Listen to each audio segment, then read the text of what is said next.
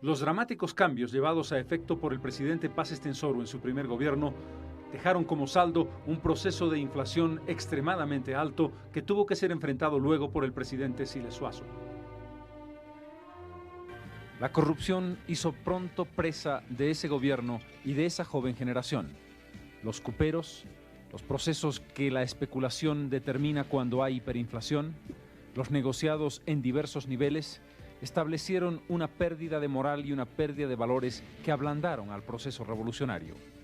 La tarea que tuvieron que realizar posteriormente a 1956 estuvo vinculada a la estabilización económica a cargo del doctor Hernán Siles Suazo y al intento de institucionalización del proceso revolucionario del doctor Paz Estenssoro.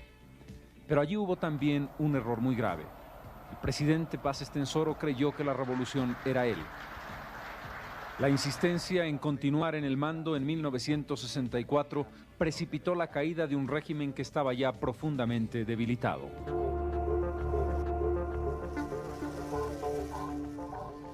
El MNR ha argumentado siempre que la violencia era indispensable y que en cualquier revolución, la francesa, la mexicana o la soviética, tuvo que establecerse violencia contra aquellos que no querían el nuevo orden. Pero ciertamente la violencia se ejerció en exceso. Campos de concentración, arrestos sin ninguna consideración ni ningún justificativo, violencia y torturas. Una víctima fundamental, Falange Socialista Boliviana. Ocurrieron casos al principio todavía de responsabilidad del MNR, mía por ejemplo, como la creación de campos de concentración en las minas. Eso fue un gran error. Primero, no era necesario. Nacionalizadas las minas, sus empleados, toda la gente que era la oligarquía social de este país, ¿no? Toda esa gente se habría venido al lado de la revolución, perdió a sus patrones, los grandes mineros. Pero en vez de atraerlos, se los persiguió. Claro que había Falange. Falange con Unzaga, cuya biografía todavía hay que escribir. Unzaga era una especie de santo de la Edad Media, un hombre de un profundo apasionamiento, de un profundo fanatismo, de una gran honestidad y con una fuerza extraordinaria para arrastrar a los muchachos, a la gente joven, a la hoguera. Y Unzaga intentó y una y otra vez el golpe de Estado que quería que lo llevara al gobierno. Tenemos que acordarnos que por entonces hubo aquí una época de la mayor violencia y atropello sobre los derechos humanos y la condición humana. El país ha tenido campos de concentración, persecución, asalto, crimen, depredación, que es innegable.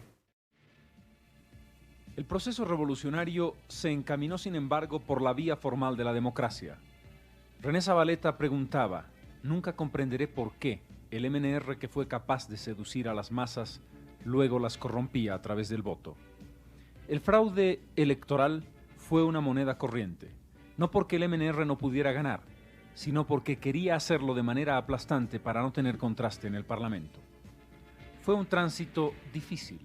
El país no había aprendido todavía lo que significaba la tolerancia y la posibilidad de hacer que gobierno y oposición pudieran enriquecer en el diálogo el propio crecimiento nacional.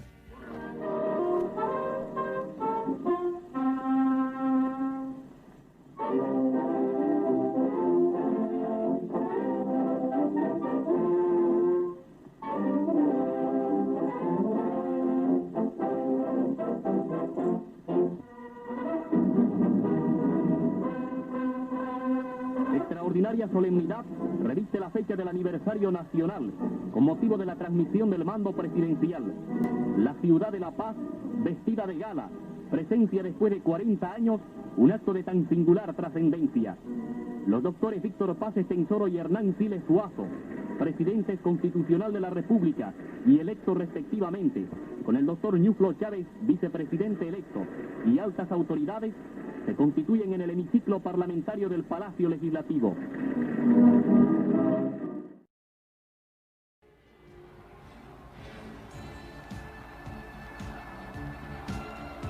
Los jóvenes que, frisando los 40 años, asumieron el mando de la nación en 1952 y gobernaron ininterrumpidamente hasta 1964, cumplieron sin duda importantes tareas de transformación. Tareas que les tocó cumplir en ese momento histórico, algunas de ellas con éxito, con una visión de transformar al país y hacerle dar un salto cualitativo que era indispensable. Otros se quedaron en el camino como ideas no resueltas. Las más quedaron frustradas en esa dicotomía que pregunta: ¿era ese grupo de jóvenes realmente revolucionario?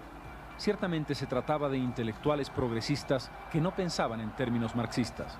Para quienes han esperado una solución que nos llevara al socialismo, esa fue una frustración. Para quienes piensan que fue un cambio en el que la situación económica del país, su grado de dependencia y el contexto latinoamericano en el que estaba no permitía otra cosa que lo que se hizo, se puede establecer que fue una sucesión de hechos positivos y negativos que hay que combinar. Mineros fabriles lograron destruir al Estado feudal burgués y a su ejército. Pero esta revolución social se negó a sí misma cuando los obreros entregaron el poder que habían conquistado al MNR, que, como la historia demuestra, es el partido de la burguesía, del capitalismo. Esa es la paradoja de la revolución boliviana. Por eso se puede decir que abril del 52 es el febrero boliviano, que todavía espera su octubre. Pero esos procesos los realizan los países de todas maneras, sin revolución. Si bien aquellos varones del estaño tenían el dominio casi absoluto del país, tal vez la sustitución de ese dominio por el dominio político de un partido que produjo de inmediato una catástrofe económica en el país, porque cayó la producción, Bolivia perdió todo eso de lo que se habla ahora. Bolivia dejó de ser eso que se llama un sujeto de confianza, de crédito. Ha debido hacerle mucho daño en su momento a este país, ¿no? Y bueno, pues cambiamos a unos dueños por otros, cuáles eran peores en su momento. En esa época la gente no sabe que los campesinos no podían pasar por la plaza, por ejemplo. Era realmente atroz, pues, ha habido una diferencia enorme. Lo que pasa es que los escritores de la revolución que pudieron haber escrito todas esas escenas de cambio fundamental en las relaciones personales del país, del pueblo, mostrarían a la juventud de hoy día lo que fue el periodo antes del 9 de abril y lo que fue el periodo posterior al 9 de abril. No solamente fue una revolución por el cambio de estructuras, hubo una revolución casi social. Hubo mucho avance en leyes sociales, en los métodos de resolver problemas de patronos y trabajadores. La palabra nacionalismo no es más que un contenedor. Es algo que se puede comparar a un vaso de vidrio, de cristal. En el vaso se le puede echar cualquier cosa, agua, vino, aceite, lo que sea. Igual ocurre con la palabra nacionalismo. Hitler era nacionalista, su partido se llamaba el Partido Nacional Socialista. Franco era nacionalista, los militares argentinos o Pinochet son nacionalistas. Entonces ahí viene la palabra revolucionario que introduce el concepto dialéctico. Vale decir, el cambio es no solo posible, sino inevitable. Hay que cambiar las estructuras económicas y sociales, hay que hacer una revolución. De ahí viene el concepto de nacionalismo revolucionario.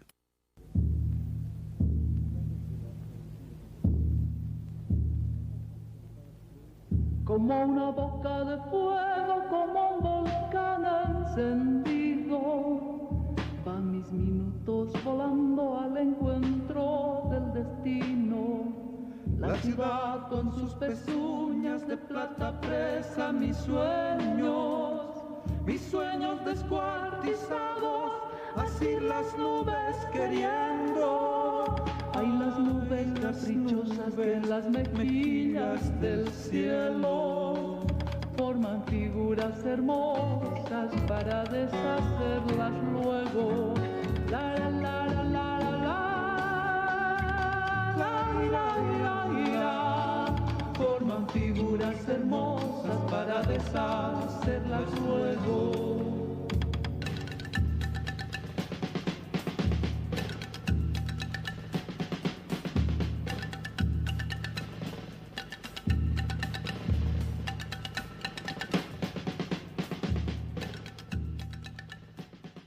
Las visiones encontradas, los elementos emocionales, han acompañado a lo largo de muchísimos años el juicio sobre ese momento de nuestra historia. En gran parte porque el MNR fue protagonista durante más de 60 años, antes, poco tiempo, durante y sobre todo después, muchísimo tiempo del proceso de la revolución, y en ese contexto, ese protagonismo generaba, por supuesto, posicionamientos que no nos han permitido una lectura adecuada de lo que representó la revolución.